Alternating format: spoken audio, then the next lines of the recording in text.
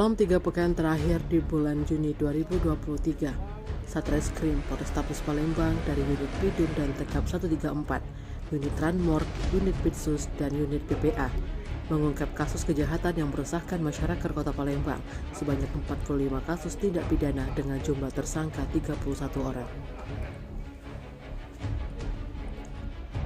Kapolres Tabes Palembang Kombes Pol Haryo Sugihartono didampingi Kasat Reskrim AKBP Haris Dinza mengatakan dari 45 kasus tindak pidana pada 3 minggu terakhir di bulan Juni merupakan potensi atau memiliki potensi yang cukup signifikan atas dampak yang terjadi.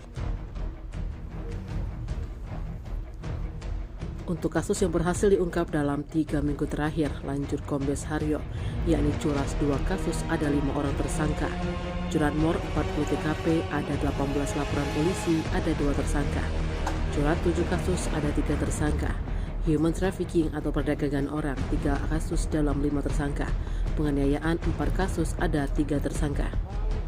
Lalu KDRT 1 kasus ada 1 tersangka, perzinaan 1 kasus ada 2 tersangka, pengeroyokan 2 kasus ada 2 tersangka, aniaya anak di bawah umur 3 kasus ada 2 tersangka, aniaya anak di bawah umur menyebabkan meninggal dunia 1 kasus ada 2 tersangka.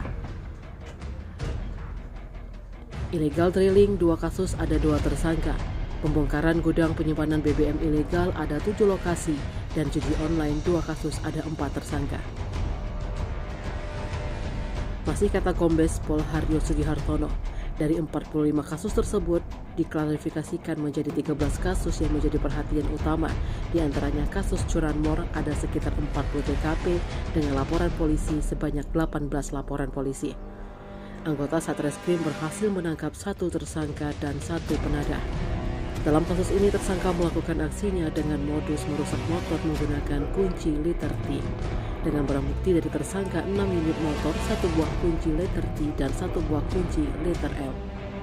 Kemudian ada kasus curat yakni pencurian celengan di kelenteng atau vihara dengan 7 TKP, diamankan 3 orang tersangka dan masih ada 1 DPO.